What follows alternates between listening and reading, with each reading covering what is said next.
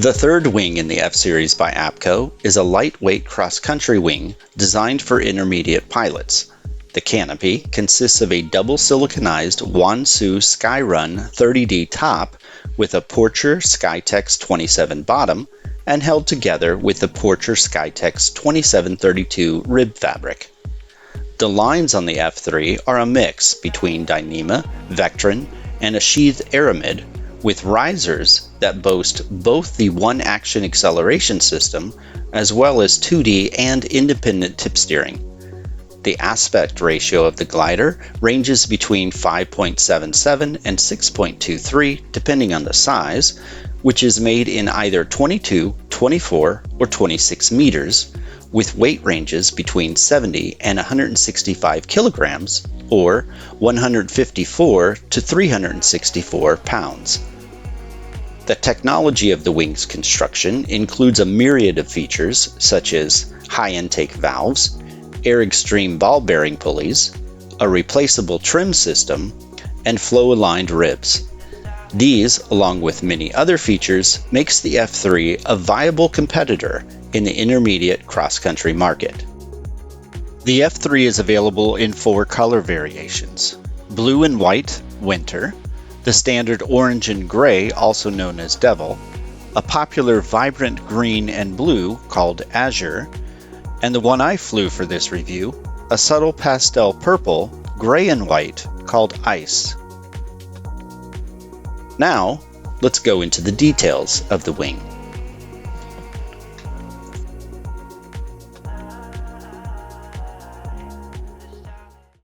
When Apco first reached out to me and asked me to do a wing review for them, I was very honored and I was very excited. And then I wasn't. You see, it's not the wing that I wasn't excited about, it's the class of wing. This is the intermediate cross-country class. This is the class where most paramotor pilots end their progression. Only a percentage will go on to fly advanced wings or competition wings. And this is a pretty saturated market as it is, and there's a lot of good wings in this class. In fact, I've reviewed a few of them on this channel. So what does this wing have that the others don't, if anything? It's not the fastest, it's certainly not the slowest, it's not the most agile. It might be the most stable, but that would be a judgment call. That would be hard to equate. But there is a few things that separate this wing from the others in the class, and those few things were quite surprising to me. Before I go on, I want to let you know that this is not a sponsored video. Apco merely reached out to me, but I am not an Apco dealer. I'm not just going to be agnostic in this review, I'm actually going to be fairly pragmatic. I'm going to tell you what I like about the wing and what I don't like about the wing. So I'll start off by talking to you about flying the wing and my opinion about flying the wing.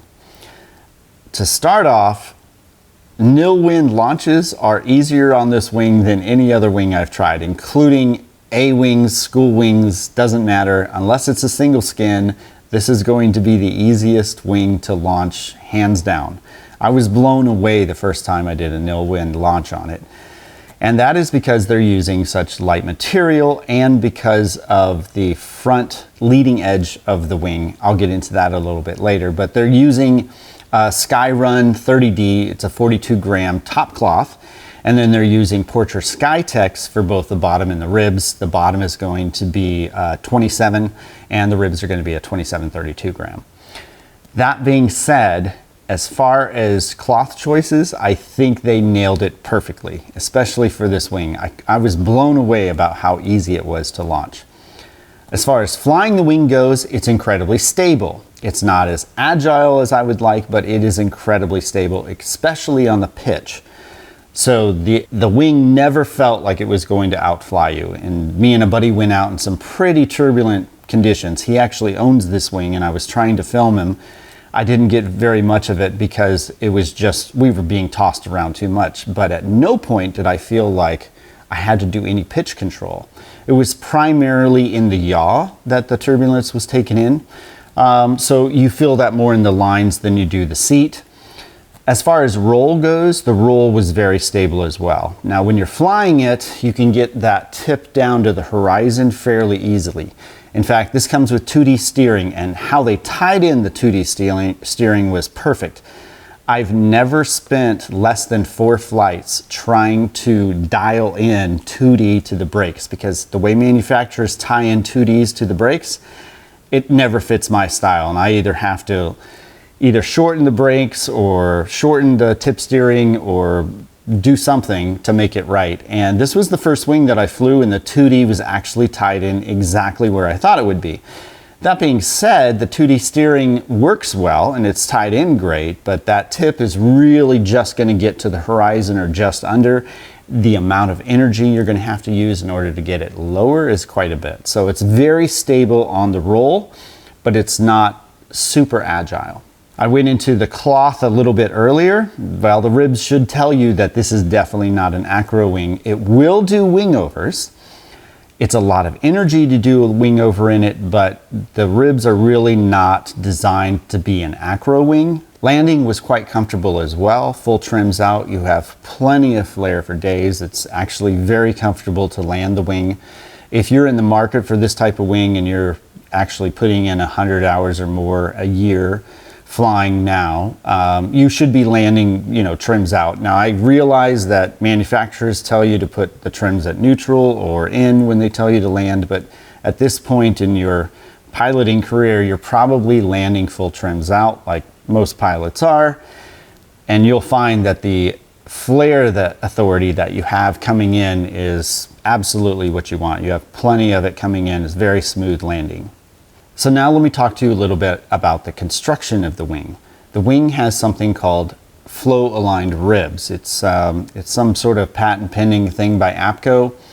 Basically what it does is it makes it so the air actually flows on the seam of the wing and doesn't hop over from rib to rib.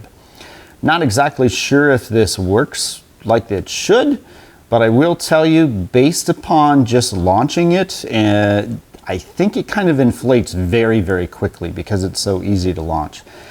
That, I think, is tied in as well with these things called hit valves. So a hit valve is a valve that's placed on cells 4, 12, and 20 on the 22 meter, which is what I flew.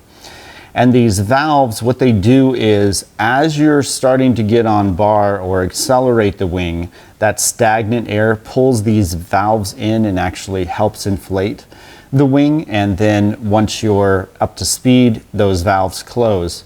It's actually a cool design.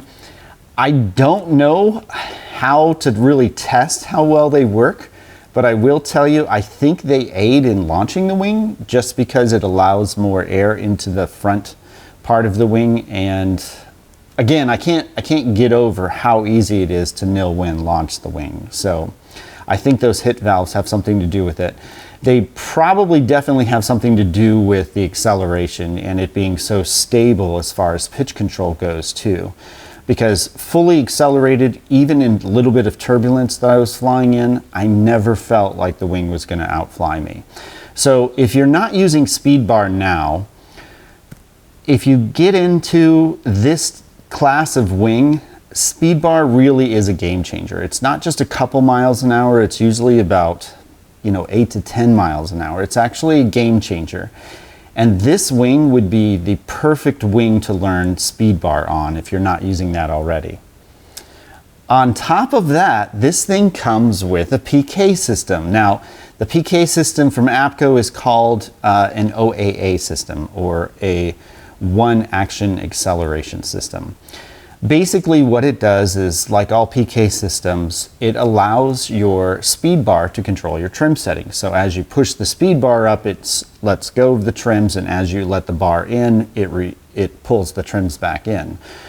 It's not really touching the trims at all, but what it's allowing is allowing the C and D lines to move up as you push down on the bar, and then to retract as you move the bar back, in the same way that you would control the C and D lines with your trims. I love PK systems, and this one is incredibly easy to use. To engage it, you just unhook some sister clips, and to disengage it, you just put some sister clips back on. So it's really easy to use. It's a very smooth PK system. A lot of manufacturers make PK systems, but they don't do it in such a way that it's so smooth. And I really like the OAA system that Apco has created because it's probably the easiest one I've seen. Now, as far as the system goes, I will say that the trims need to be at neutral per the manual. So what you're going to do is you're going to push on speed bar. It's going to fully accelerate you. And then if you release speed bar, you go to neutral. You don't actually go to full trims in.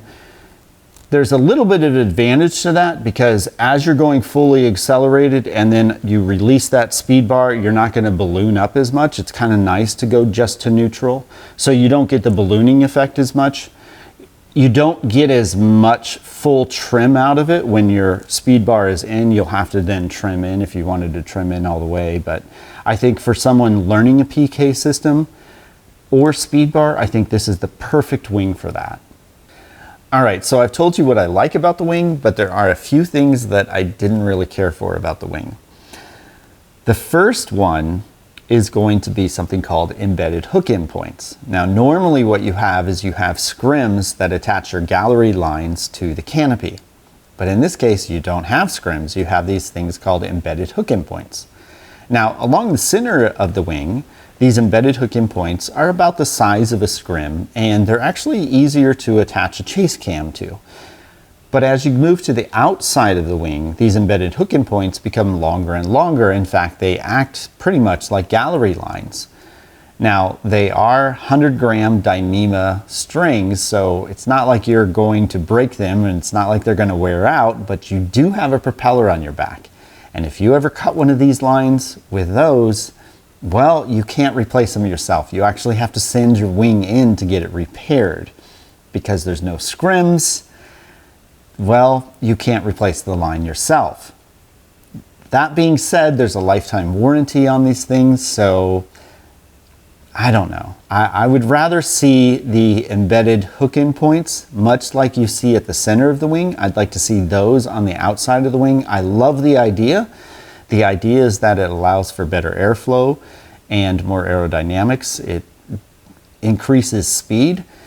And I like the way they're anchored in. I just don't like the idea of how long they are at the ends of the wing, because an intermediate pilot may or may not have a bad landing in which they take out one of these long embedded hook endpoints, which are acting like gallery lines. The second thing that I really didn't care about the wing was the trimmers. The trimmers are a series of yellow lines once you start getting out from neutral. Those lines are not really well sewn, so your buckle doesn't really stop on them well.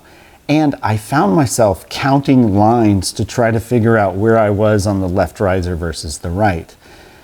I think there's a better way to do this. I would like to see those lines numbered. I think there's too many of those lines, and I don't think they're stitched well. The good thing about this is that Apco actually sells a riser trim system that you can replace yourself. So you can actually replace the trimmers on your risers as they wear out, or if the buckle wears out. But I would like to see numbering system on those risers instead of just plain solid yellow lines, because they all kind of look the same. The other thing I didn't like about it was the fact that it doesn't come with something called a 14 kit. A 14 kit takes your independent tip steering and brings it down to a lower level on the risers. Yes, this wing comes with independent tip steering. So not only do you get Apco's PK system, which they call an OAA, but you're also getting independent tip steering with this wing as well. No other wing in this class adds those two things together, which is a huge game changer in my book.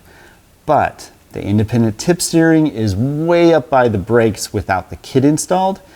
And frankly, most of us are flying with high hang points anyway. If you watch any video on YouTube and a guy's flying a paramotor, you're going to see his swing arms look something like this or like this. Basically, the swing arm attaches to the frame and your arm goes through the loop. Where your riser attaches to the carabiner is going to be about right here, so about shoulder length.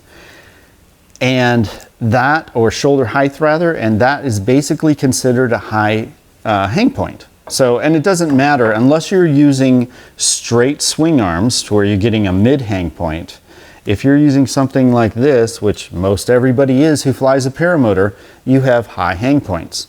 Because you have high hang points, well, the brakes and the independent tip steering are at the highest level, and they should be down here at a lower level, because when you're using independent tip steering, generally you're fully accelerated, or at the very least you're fully trimmed out, and you just want to use those with your fingertips. Now, it's a great idea. I love independent tip steering. They're just too high, and where they're located by the brake, I could see somebody accidentally grabbing one of those instead of the brakes.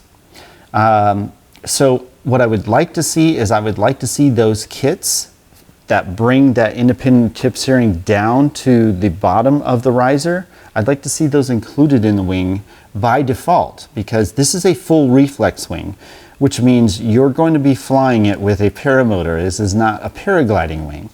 So why those kits aren't installed already by default, I'm not sure. You actually have to order them separately, or when you order the wing, you have to tell them, hey, I want one of these 14 kits installed, and basically it means it pulling the independent tip steering down to where it should be.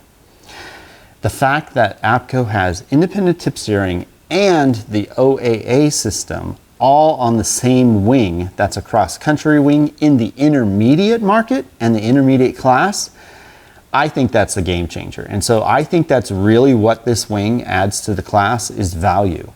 Because even if you're not used to bar now, this is a wing that will grow with you, because not only is this a great wing to learn bar on, but as you get more comfortable with the speed bar, then you start using their OAA system to be able to control the trimmers as well. So it's going to progress with you as your skill level progresses.